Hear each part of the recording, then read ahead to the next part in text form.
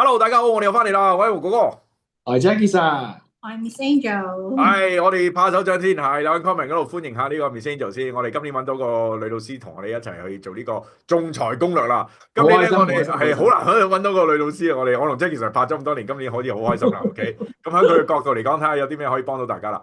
咁我哋今年係呢一集係拍小五嘅男仔嘅仲裁攻略，咁有兩首詩啦，Lost Glove 啦，同埋 Count and Conflicts 嘅，咁亦都好講講啦。我哋三位呢度咧就唔係話俾你聽邊首詩好啲，邊首詩差啲，只不過係兩首詩係適合不同類型嘅小朋友，我哋幫大家分析一下點樣去揀詩啦，幫大家好冇？咁我哋有三個準則嘅，即係其實第一個準則係乜嘢咧？當然啦，講中嘅第一準則梗係咬字發音啊，係冇係啊，錯，睇下邊首詩咬非常之字難啲或者易清晰嘅。啲啦。係啦，OK，第二樣嘢考下 Miss Angel 先，Miss Angel 有啲咩我哋會做準則啊？第二樣嘢。第二樣嘢係感情發揮啊。係啦，睇下個感情邊個難啲啦，Lost Cause 難啲定係即係或者易啲啦，或者 Count and Conflict，OK。咁第三樣我都會講多少少，我哋三位都會講多嘅就係關於深層演繹嗰方面啊，OK。有啲咩特別嘅演繹方式啊，或者有啲咩有深層嘅意思啊，咁我哋大家去討論一下嘅最尾，好冇？好啦，今次調翻轉啦，我哋訪問下 Miss Angel 先啊，不如好嘛？Miss Angel，你覺得兩首詩嘅咬字嗰方面有冇邊首詩比較難啲啊？我開翻兩首詩俾大家睇下先。哇，好多新嘢喎！你今年新人係啊嚟嘅，OK。呢個其實係好，Miss Angel，我哋兩首詩有冇啲咬字邊首難啲啊？咬字應該 lost gloves 係難少少啊，係啦，即係多啲多啲難啲嘅生字啦，例如好似係dangling 係咪？dangling 係 from railings，係同埋有一個係 Holly Green，係。就唔好讀咗 Holy Green。上年嗱又講講呢首詩，因為出現咗幾次啊，我同 Jackie 其實應該都好上面先做，可能都好熟噶啦。OK，因為出現咗嗰個小朋友已經係上次係出俾女仔嘅，咁咪就啊係咯？今次出翻俾男仔啦。嗰個女仔我教啲學生已經去到中學啦，個個都係啦。咁好多人都會讀錯呢個字，大家要小心啲啦。OK，好，Miss Angel 呢邊咧咬字嗰方面咧，Count and Conflict 咧，How in the conflicts 都比較簡單，可能要留意可能係 conflicts 係啦，即係嗰個 long A sound 要係少少係啦，同埋 係 mountain 係即係係嗰，OK，個 ow 個 sound。係啊，OK，good，OK。咁如果兩首咬字，你覺得邊首容易啲或者難啲啊？Miss Angel 咬字應該係 cow in the cornflakes 係比較簡單少少。係會比較簡單啲嘅，OK。好啦，咁啊訪問下 Jackie Sir 啦，OK，Jackie Sir 演繹個方式嗰方面咧，你覺得有啲咩 comment 啊？俾兩首詩。咁啊，正如阿 Aaron 哥頭先所講啦，Lost Gloves 咧之前已經出過啦，所以咧嗱，第一件事咧，大家一定要知道就係、我哋 OK 一般嘅朗誦導師咧都好知道啊佢嘅演繹方法係點㗎啦，OK。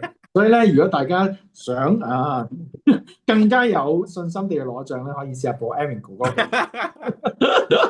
唔係，只不過我哋知道你評判揾緊咩啫，因為已經俾出係啦，咗啦。係咁，我哋知係啦，道大家都明啦，係咪？啲咩同一批評啫。判嚟㗎嘛，嗰啲係。係啊，大咁啊，家都咁當然呢個係啦，係咪？即係呢個第一點啦。第二咧就係呢個情感嘅表達咧，我諗係Lost Gloves 咧係會相對，我會覺得係會比較難少少嘅。如果你問我嘅話，因為咧佢係要個學生，我覺得係 mature 啲嘅，即係佢想個學生係要讀到啦前面嘅所有嘅嗰啲字之餘咧，後面咧喺最尾嗰度咧要講到少少一個道理仔出嚟嘅。咁當然至於呢個道理係咩咧，可以問一問 Amy 哥哥啦，或者係問一問阿 Miss Angel 啦。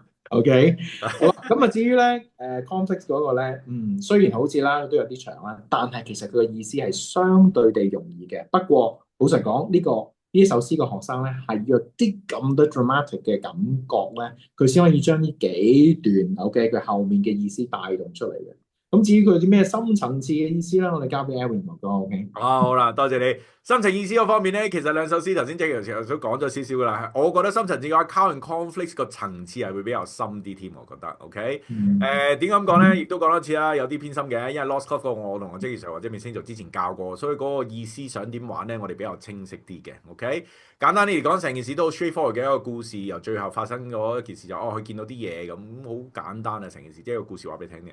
但係呢一度咧，我哋作為老師嚟講咧，都頭先同 Jackie Sir off camera 嗰陣時講咗少少啦。頭兩段係比較簡單嘅，尾兩段嘅演繹方式嘅比較深層次啲嘅。咁大家要小心啦，處理下點樣去演繹得更加好啲啦。OK，咁喺度賣個小關子俾大家啦。同啲 off camera，我同阿 Miss Angel 同 Jackie Sir 喺度討論下啦。呢度咧好似有媽媽講嘢喎，咁但係需唔需要扮聲咧？咁我哋就唔咁多講啦。咁希望上堂嗰時就幫到你啦。OK，你自己決定同埋你覺得評判需唔需要你扮聲啦？好唔好？OK？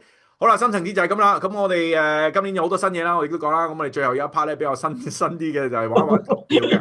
咁我哋投票亦都講一次，我哋唔係投票邊首詩好啲，邊首詩唔好啲。我哋只不過想試下估下大家今年睇下個篇幅喺邊比較多人揀啫，好嘛？OK。咁如果我哋覺得 Lost Cloth 係比較多人揀嘅，我哋舉手。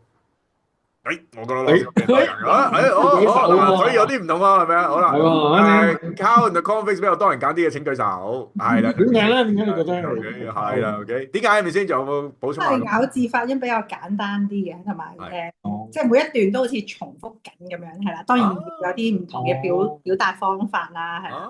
咁但係我覺得作為即係學校老師嚟講，應該就會揀一個咬字比較即係簡單少少，係啦。